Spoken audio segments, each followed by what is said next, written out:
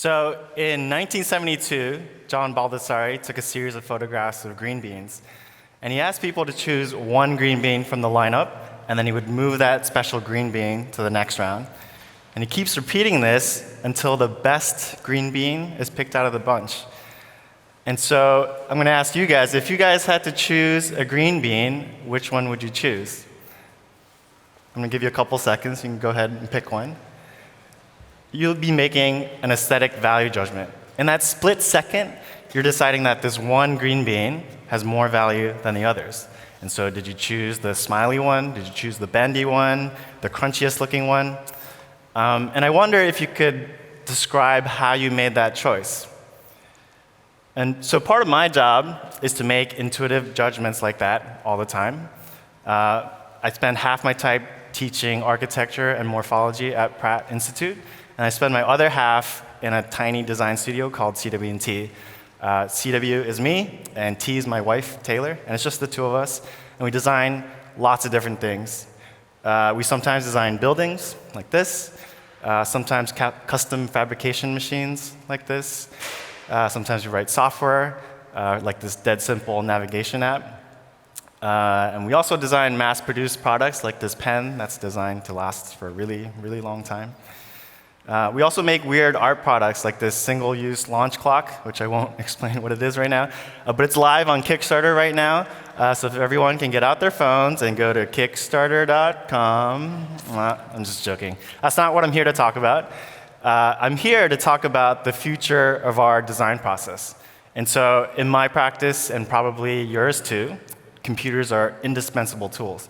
We click, zoom, pan a million times, and we're just moving thousands of points on the screen, and we design things that embody a ton of aesthetic value judgments. And so every click on the screen is an attempt to translate your intuition into hard numbers in a computer. And so that's how most of us design today. In the near future, we're going to use computers, and they're going to take over parts of our design process that we thought were sacred and only reserved for professional human designers. So not so long ago, we probably all remember, photography and filmmaking were available only to a few people. And photographers spent years and their entire lifetimes perfecting that craft. But today, 2.7 billion people have cameras in their pockets. You guys all do. And it's easier and better than anything we had 10 years ago. And so the same thing is going to happen to design tools. So if not already, soon, your ability to master a piece of design software is not going to have much value. And so I'm going to present 3 ingredients: generative design, neural networks, and natural language processing, which are going to merge to change how we think about design. So let's start with ingredient number 1, generative design. I'm talking about performance-based generative design, which I'll explain.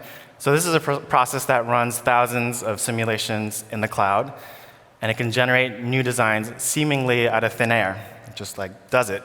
And it's awesome. It's available right now, and this ingredient alone should probably change the way you guys think about design. And so most generative design uses evolutionary algorithms. It's a design process that works a lot like evolution in nature. In 2004, NASA really needed a high-performance antenna to communicate between satellites and Earth. And so they used one of the first examples of an evolutionary algorithm to generate a new design through a large population of random mutant antennas. And then they would test those antennas virtually over and over. And so that's what you're seeing here. The algorithm is testing and generating thousands of mutations to choose the best performing designs, and then take them, breed them, generate another population, and on until they reach a final super high performing design. And so this is the outcome of that process. Humans have been designing antennas long before this, but we suck at it because we're biased. We have an image of what an antenna wants to be. And so, yeah, humans would have never designed an antenna like this because it's just too weird looking. It just is not something we can imagine. But this tiny 2.5 centimeter antenna is so efficient, it can send and receive data from 35,000 kilometers away. That's about the distance between Amsterdam and New York. times 6. What's really exciting is that this evolutionary approach to design is actually available right now to normal designers like me, like some of you guys in here. I've been beta testing Autodesk Generative Design for a while, and it's being released as part of Fusion 360 Ultimate. And I don't get paid to say this, but I can honestly say it has completely changed how I think about design. And I want to show you what it looks like to design in AGD. But first, I have to show you this bike stem that I designed in 2009. At the time, I wasn't thinking about aerodynamics or performance, obviously. It's chunky, it's heavy, it's just something that I wanted. But I designed this chunk of aluminum the way most of us probably design. You're just clicking on the screen, tweaking dimensions over and over. But with performance-based generative design, instead of translating intuition into clicks on the screen, you can define performance criteria and constraints, and the software evolves new bike stems. So I'm going to show you what that looks like. So first, I start with a set of ports. These are parts that you can think of like anchors of the design. So these are parts that I need. So in the case of a bike stem, you need the part that hangs onto the handlebars. You need the part that connects to the fork. So I draw those manually, and I enter those. And then I have my obstacles. So these are areas that I don't want any material to show up. And then I enter the forces that I need the bike stem to withstand. And that's it. And now I just hit go. There's like a go button. And then, so the algorithm just generates a random blob. And no joke, it's just like an oversized blob. Doesn't matter what it is. Then it runs a stress test based on the forces that I set up earlier. Then it removes unnecessary materials, stress tests, removes stress tests, on and on and on, really fast. And if it finds a spot that's too weak, it'll just shove some more material back in. If it finds an area with too much material again, it'll just carve some material again. And it does this over and over thousands of times. And so today we have tons of computing power. You can repeat this process really quickly with hundreds of different force scenarios and material constraints. And so here's one iteration that I picked out to 3D print. A giant, weird blob turns into this. I find that so amazing. And so with generative design, we can shrink a few million years of evolution into just a few minutes. And this approach is called topology optimization. It's the ultimate embodiment of form follows force. And that's what we can do today. It's amazing. Airplane components, bike components, car parts, custom brackets, and even bridges have been generated and 3D printed. And this is coming to Amsterdam this year, 2018. That's amazing. So generative design is really good for engineering. If you can quantify your inputs and constraints, you can quickly generate amazing results. But it falls short when it comes to fuzzy inputs like aesthetic value judgments. And that's where ingredient number 2 comes in. So things are going to get really interesting when performance-based generative design gets combined with neural networks. So neural networks are artificial neurons. They're designed to do machine learning tasks. And they're a game changer because they can be trained on fuzzy values. So if I show it enough things that I like, a neural network can make an aesthetic value judgment on my behalf. And it can judge things really fast, 1 million times, and never complain. So imagine training a neural network with thousands of objects. And they're each labeled to identify whether it's a chair or not.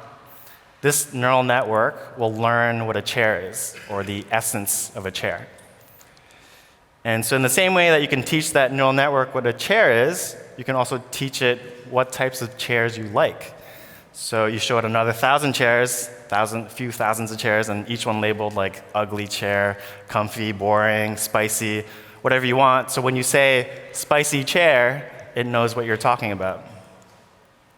So we can have a generative neural network spitting out thousands of chair designs, and then we can have a discriminating neural network that goes through each chair that it generates and decides whether it's good or not based on your aesthetic value judgments. So an adversarial network like this can go at it for a few thousand iterations and then bring you brand new chair designs. And it could design things based on fuzzy values like beauty or warmth or it can do styles like retro or minimal, things that we couldn't do before. And so this type of machine learning design process is coming really soon. And this hypothetical chair scenario that I just like threw out there, it's just the tip of the iceberg. It's just a little bit.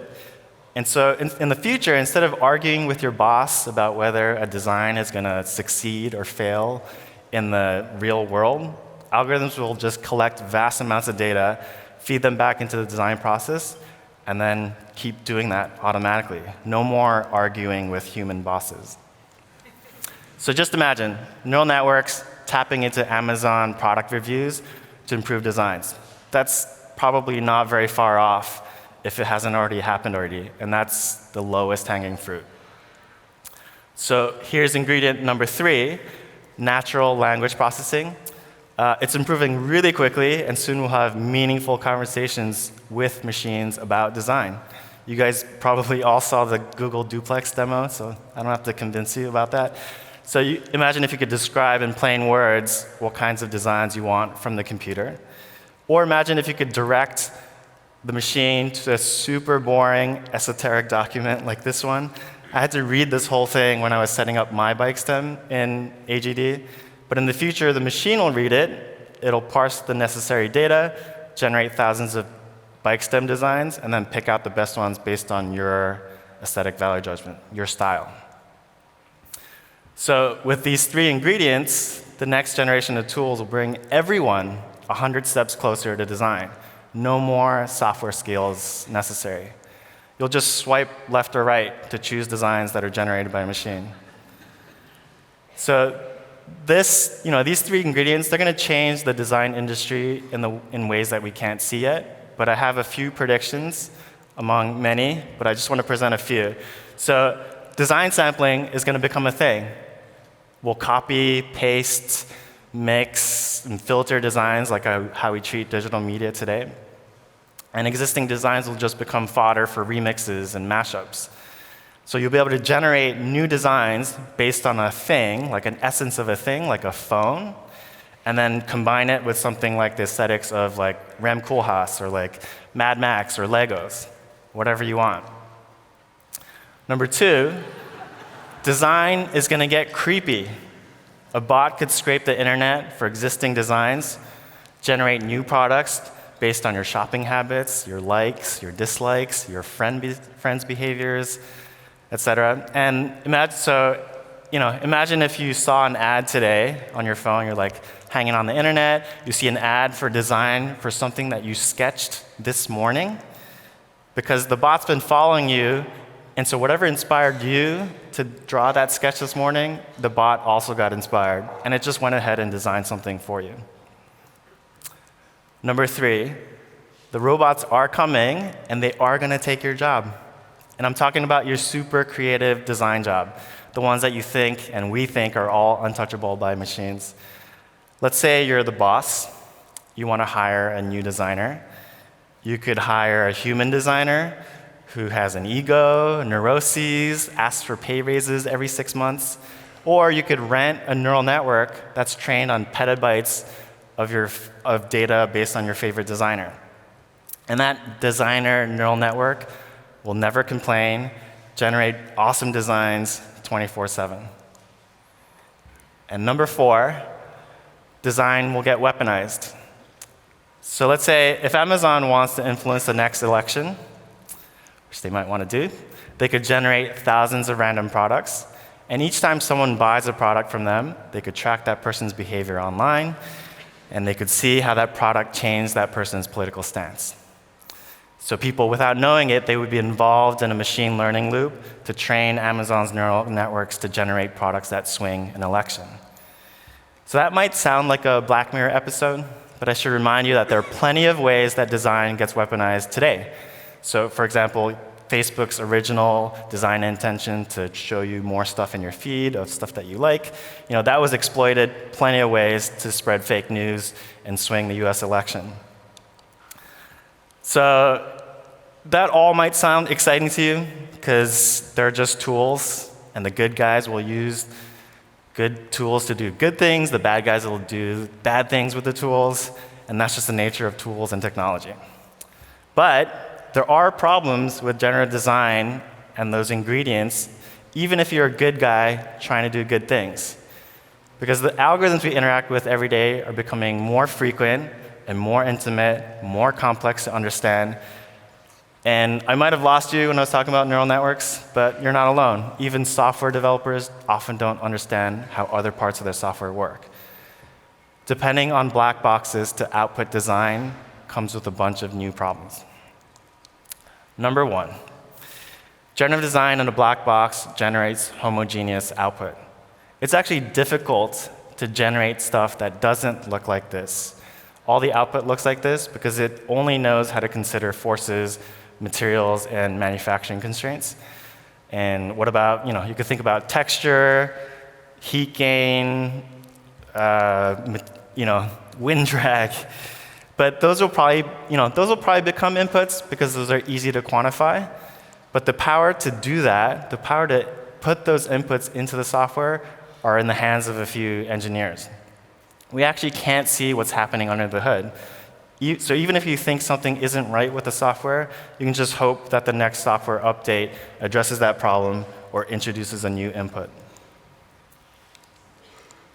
So problem number two, neural networks are really closely tied to data, and the data always seems right.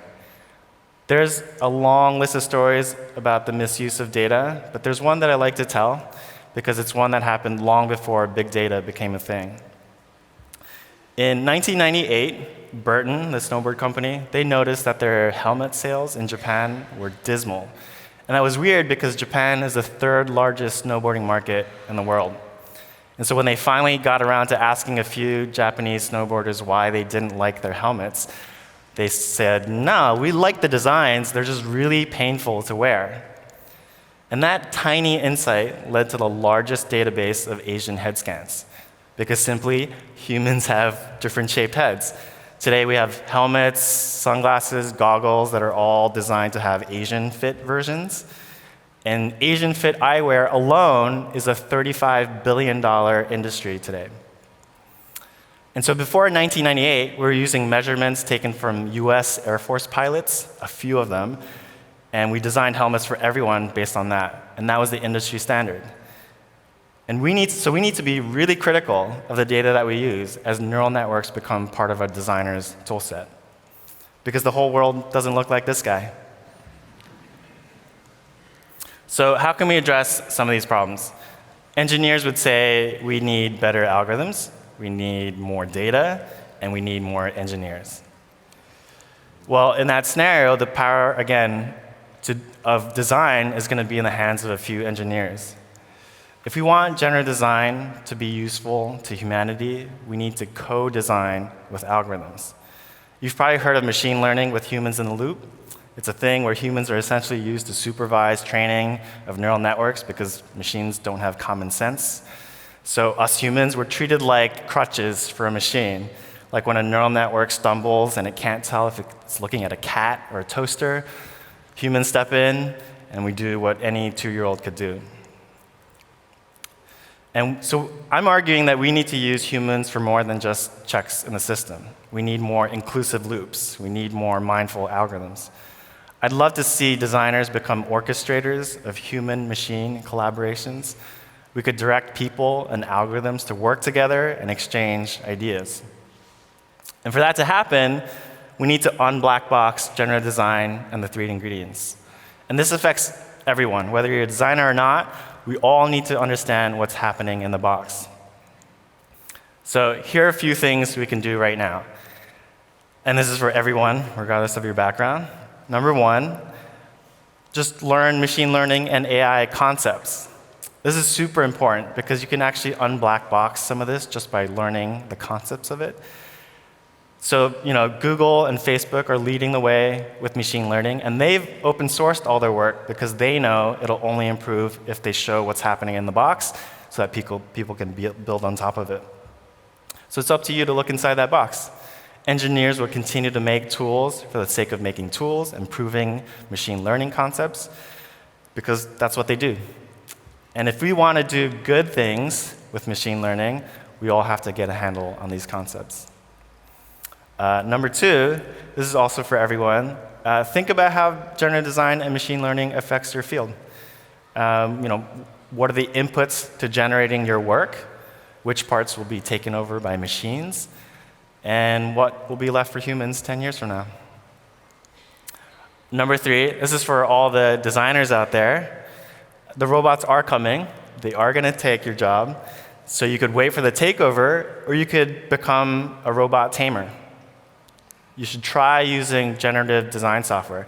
It's super straightforward and easy to learn. If you use CAD software right now, it'll take you less than an hour to learn everything you need to know to start using it. So please join the conversation and steer it.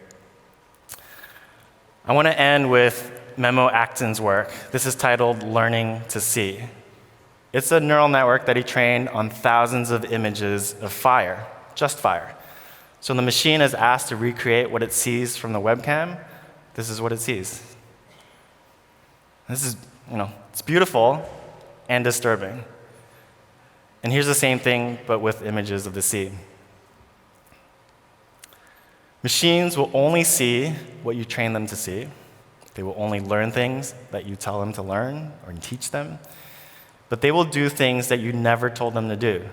And they will make things that you never told them to make.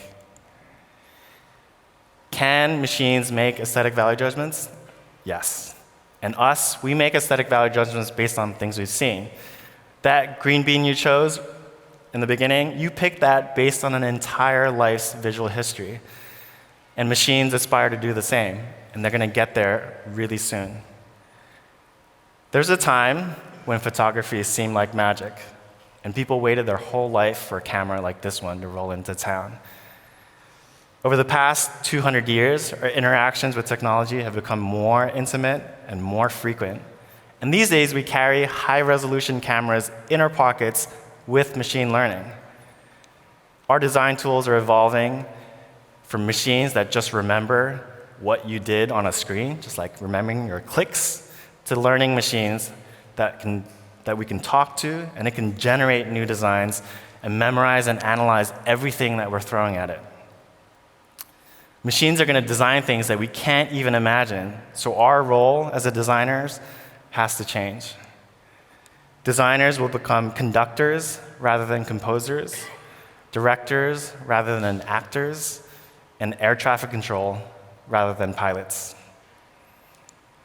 Thanks.